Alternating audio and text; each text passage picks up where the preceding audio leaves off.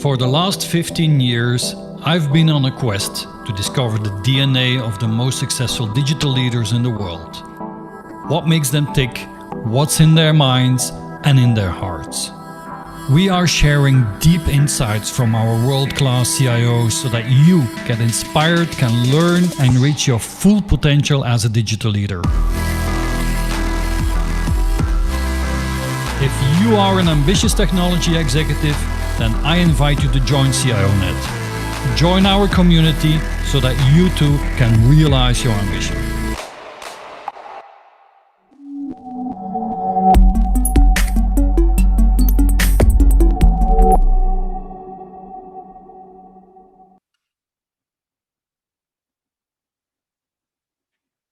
Good morning, good afternoon, good evening, wherever you are in the world, and thank you for joining us for another edition of CIONET Spotlight, where, as you know, each week we put a digital leader somewhere in the world in the proverbial spotlight.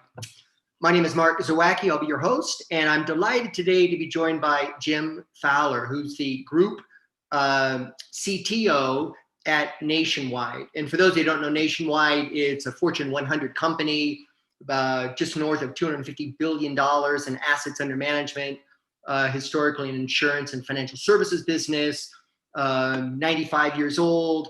It was also, in addition to being a Fortune 100 company, last year was named 91st best company to work for in the US.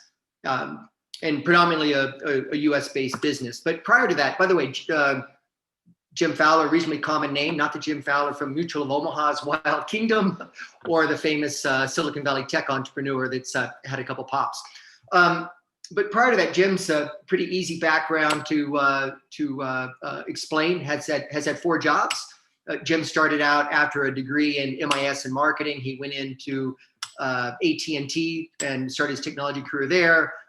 Later spent some time at Accenture, spent 18 years in various technology roles at GE, was in the power systems business. I believe the aviation business before that, and then the power systems business, ultimately culminating in group CIO at General Electric, $3 billion annual budget, 25,000 technology employees. So no doubt during this conversation, we'll have a lot to talk about people and talent. You don't have 25,000 people reporting to you without understanding the nuances of talent. So, Jim, without further ado, how was that intro? Did I hit all the highlights? Yeah, it's hard to believe, but yes, you hit it well. Thank you. Thanks for joining us today. Really appreciate the time. We've got about 30 short minutes, and I kind of want to talk about Nationwide. Spend a little bit of time on the background, what's been going on there the last 18 months. I think you've been in this role about 3 years, headquartered in Columbus, Ohio, with teams throughout the U.S. And then let's spend a little time looking back the last 18 months or so. It's certainly been an interesting 18 months. And then let's really look forward, what's in your roadmap from a people perspective, talent perspective, culture, technology, where do you see the big swings in, financial services for the next, 2 to 3 to even 5 years out? Where do you, as an organization, you're going to be placing your big bet? So that'll be just the, the basic flow of the theme. So let's start by looking back. What happened the last 18 months at Nationwide? How did you pivot and change under extraordinary circumstances? And what's the state of that kind of change or transformation that you went through as of July 2021? Thanks, Mark. And again, I think if I think back on the last 12 months, it's probably not that different than most of the folks who are listening or watching have seen. We got to a point where we had to send 100% of our workforce home. The good news for us is about 5 years ago, we had moved to 100% agile teams. So from a technology and operations perspective, it was a pretty easy move. They were used to working in a very autonomous way. We had invested quite a bit of money in re-architecting all of our underlying platforms inside the company. And so as our business users moved home, they had kind of brand new systems to run on, and frankly, worked a lot better than we expected it to. And because of some planning we'd done, we'd actually run a pandemic plan before we got to the pandemic. we recognized that one of our problems in a pandemic would be our support staff, our operations folks, those people that, take the call on a first notice of loss. We had invested heavily. And so everybody had a laptop, everybody had tools that could work remote, they could work from home. We had run drills. So literally in a 48-hour period, we lifted, 28,000 people, and we had them working at home overnight, and really lost no volume of calls. We lost no service levels, and we're able to do it. And then I'd say once we got them home, what we saw happening was really this expectation of a digital service experience. We knew we were headed there, but we went from a couple of key journeys that we were working on for customers to have a digital experience to identifying over 1,200 journeys that needed to be digitized. We're now about 45% of the way through that, but just customers that in the past always wanted to be able to pick up a phone or walk into an agency, they no longer wanted to do that. They expected to have the Amazon experience. Again, we knew that was where we were headed, but the last 12 months have really accelerated that. And now come full circle, here we are, June 1st, we did return to office. We're in a hybrid mode today. So about 30% of our workforce is in the office on any given day here in the United States.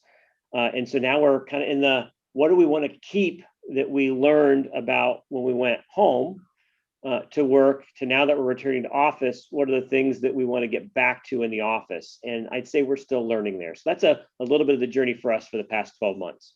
Interesting. I want to touch on a couple of things that you said that were fascinating. One is the pandemic plan. You had a pandemic plan before the pandemic, and you already stress tested that. How I'm curious, how accurate were the assumptions? Any plan's only as good like that as a disaster recovery plan as the assumptions behind it. How good were they? Did you prior to COVID, did you stress test the right things? And was it telling in terms of forecasting what an actual pandemic would be? Yeah. So in the pandemic and the test, what went well is when we did our test scenario, we had a scenario that involved something happening here in Columbus, and we literally told our operations team, okay, you've got to work, but you can't work from these offices. And they all kind of pointed to, hey, wait a minute, I've got this big luggable desktop PC and monitor. I can't just take that and pick it up and walk out the door. What are we going to do? And so there were some learnings of actually testing that worked out to say, you know what, everybody's got to have a laptop. Everybody's got to have VPN connectivity. You can't be worrying about account management in the time. We worried about things like physical mail. If you can't receive physical mail, how are you going to do that? And so those things worked as we expected and as we learned in the test. Well, what we learned that was different is we told our leaders to expect a 40% decrease in productivity. We assumed that by sending people home that we would see a 40% drop. And the reality is, other than a little bit of productivity drop in the first couple of days, we maintained and in some places exceeded the productivity that we were seeing in our workforce when they got home. And so that was a big shocker for us. We really expected to lose productivity. Wow. In fact, we looked around the industry. Well, a lot of people were on 2 and 3 and 4 hour holds to get to a call center. We were back to normal service levels within 24 hours. We were taking calls within, a couple of seconds of somebody calling in. We were processing transactions back to normal levels. In the technology team, our productivity went up based on the number of cards that we were able to develop against and launch into the environment. So that was the big learning, is productivity did not drop as we expected it to. Wow, that's amazing. And what's the thesis behind that? It's less commute time. It's more focused. So a couple things. One, they gave us their drive time. Yep. I think that was a big part of it. Drive time, lunchtime, they were working, and so that helped in productivity. 2, less meetings. We think we all have to have all these meetings. I think we learned that we could do with a lot less structure and a lot less meetings. And then I think the third thing is we really empowered associates, and we got out of their way. And there were things that they used to have to take up and get approval for. And we said, look, you are in the best place to make a decision. The coaching that we've done off the field is enough. You know what you need to do to make the right business decisions. And so empowering and trusting associates, I think, was a big piece. And the last piece is just over communicating. Our CEO literally on week 1 said, hey, I want to do a video message to every associate, and I want them to be able to ask me live questions, nothing canned, and I want to do it every week. And we literally every week, the entire executive team was literally getting on a video call with all 28,000 associates, taking any question they wanted to give us. We weren't filtering a thing. And I think that communication lowered their anxiety levels and really let them know that we really believe that they could do the job and that we could get out of their way. And so if I could go change one thing about the last year, is I actually wish we would have slowed down a little bit and asked everyone to pace themselves. Because the other thing I think we saw is nobody was taking vacations, they weren't taking time off.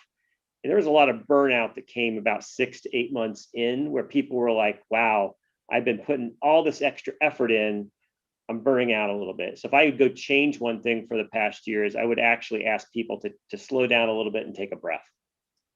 And I would add to that, we put employees globally under a lot of pressure, and they're performing well, as you said, but let's not forget they were oftentimes part-time, full-time school teachers for their kids. And, we've got them on a Zoom call for work, and we know there's kids running around trying to get, through 2 and 3 classes. And it's extraordinary what employees have done to step up in the last 18 months in that regard. You said it, Mark. It was the silly stuff like, it's okay that your kid's running through the room. We get that. It's okay that you're going to get off from 2 to 4 today because you got to go help your kid with math, and that you want to get back on tonight at 9 o'clock and finish your work. All we ask is that you maintain as close to productivity as you can and trust them to do their job. And again, 99.9% of people are going to do just that. And that's what we found. And I think that really drove it. The other thing too is just not getting hung up. It was funny. We were on one of our first calls with the entire leadership team, and somebody said, hey, everybody's taking their monitors home. What are we going to do to track all this? And our CFO said, if we lose a few monitors, so be it. Right? Who cares? Right? Don't worry about it. Just go home, be safe, do your job. And so the other thing, we held back in trying to create a lot of process and rigor around something that associates and managers and leaders could really manage on their own. Most people don't want to steal $100 monitors. No, exactly. Right. The other thing you touched on was interesting is these 1,200 journeys. Well, first of all, there's a shifting nature of distribution, right, across the insurance landscape. It's public information you've shared previously, but just the nature of distribution is changing in a sense that there's more direct channel. It's more with independents. But that entails, as you rightfully pointed out earlier, 1,200 plus journeys now need to be digitally designed. You're about 45% through that. What does that look like when you can't go in an agency and observe and discuss and talk to customers and talk to agents about what's optimal? You're now doing that digital design work remotely. What are the learnings coming out of that? One, we got to be better at listening to them. You said it. We believe there's this inevitable future that cross-industry technology ecosystems of value exchange or how work is going to get done. And in the industry, you're going to see it in comparative raters. You're going to see in agency management systems. You're seeing it in consolidation of agencies into agency networks. And all that's kind of changing the way that they go to market and distribute kind of insurance products, financial services products, retirement solutions, you name it. It's being able to hook into that ecosystem and create as frictionless a process for them as possible is a big piece of it. So, we literally run 3 or 4 different groups of agency feedback teams where we literally get on and we say, okay, here's what we've done. And they say, wow, you really got this wrong and you're really screwing us up. This is not helping us. Here's more what we need. And we're trying to react to that in 2 and 3 week releases where, okay, we got that wrong. Let's pivot. And we're going to give you something back that makes your life easier.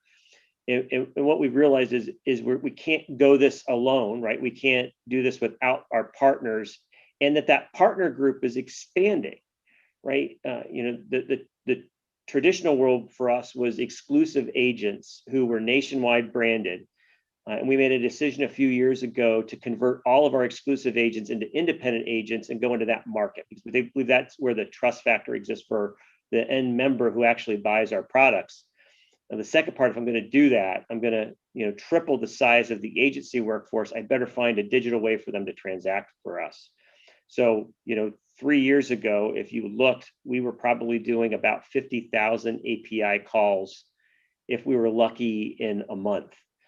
This year, we'll do over 6 billion API calls in the year, and that's up 40% from 2020. And the reason that that's happening is we're connecting into their ecosystem. So just like we talked about with Nationwide having to send our associates home, all of our agencies had to. And so one of the things we did is to publish a set of APIs that they could plug into their website so that they could quote, bind, and sell, and will eventually allow them to service in their front end with their insurance company name and still continue to do business. And that has been a big part of where our growth is coming from this year, as we really think about creating a connected ecosystem that reduces the friction for those agents. Wow, so 50,000 to 6 billion, don't ask me to quickly do the percentage increase in my head, over what time scale? 3 years that we've done that. And wow. And the big shift for us in the last 12 months is 40% of those transactions are coming from outside Nationwide into Nationwide. So 40% of those are from agency management systems, comparative raters, from third parties who are using those APIs to market and distribute our products. Got it. And then those independent agents, we see them everywhere. They've been forced, it sounds like, to have the technological capability to understand how to consume, how to digest those APIs, how to build them into their business processes. That must be a fascinating learning just to watch them as non-technologists, ingest this stuff.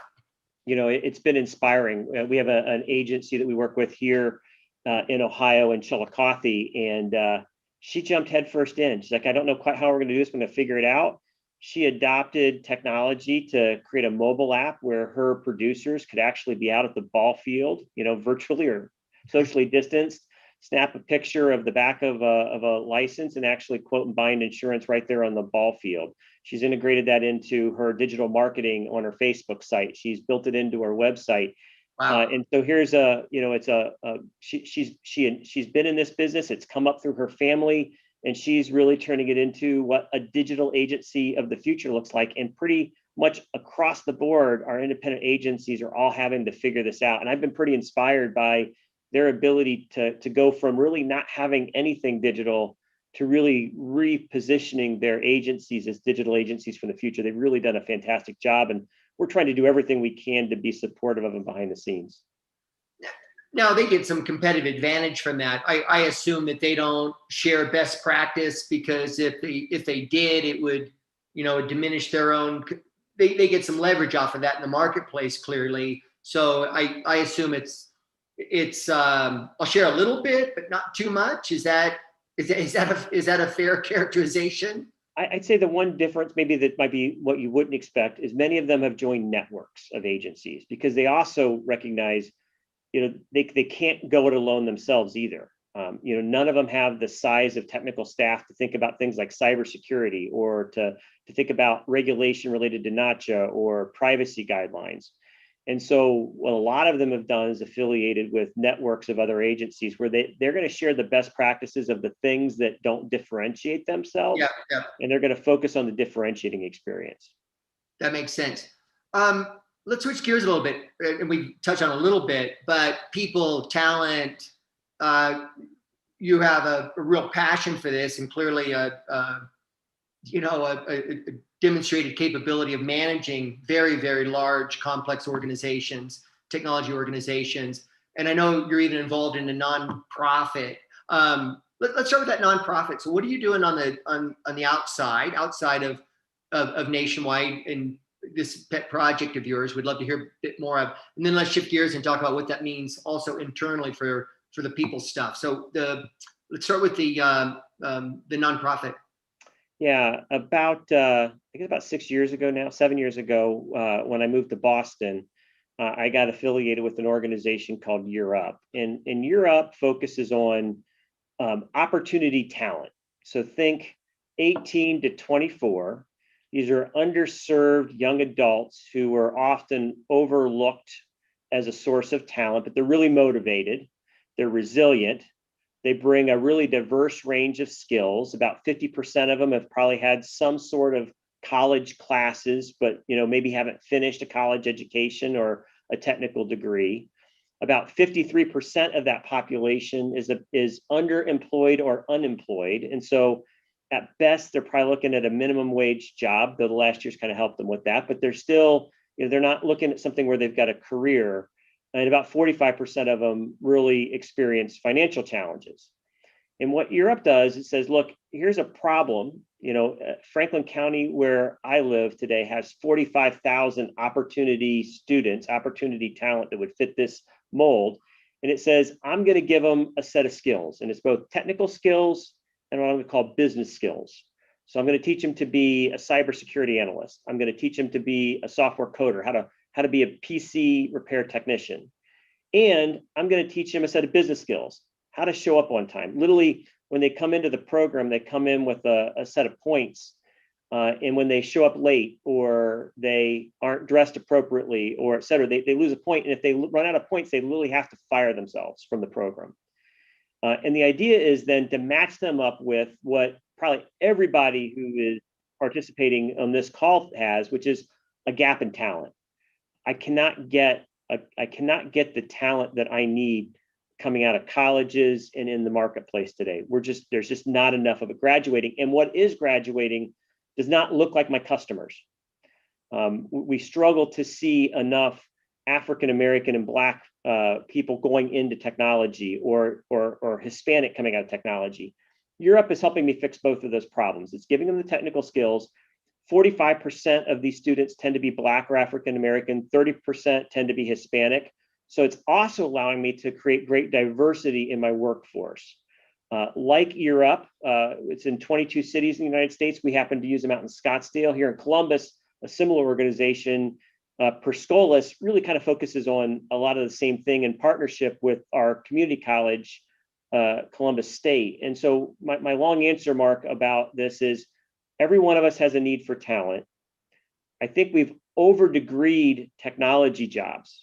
We're looking for bachelor's degrees when, help desk technician, I can bring in with a certificate. An analyst working on the SOC in my security center, they can come in with their certificate.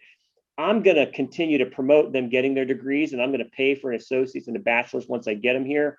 But I'm going to fix a talent gap problem that I have by helping serve this opportunity talent problem. And again, I just would encourage anybody out there, check out Europe, check out Perscolis, check out your local community colleges, because I'm telling you, I'm finding great talent. On the Perscolis class that just went through, we started with, I think, 18 kids in the last class, and 17 of them had offers at the end of their apprenticeship. So it is proving its weight in gold, and over 90% of those were diverse. So it's just really great outcomes for us. And by the way, that's year, YEARUP.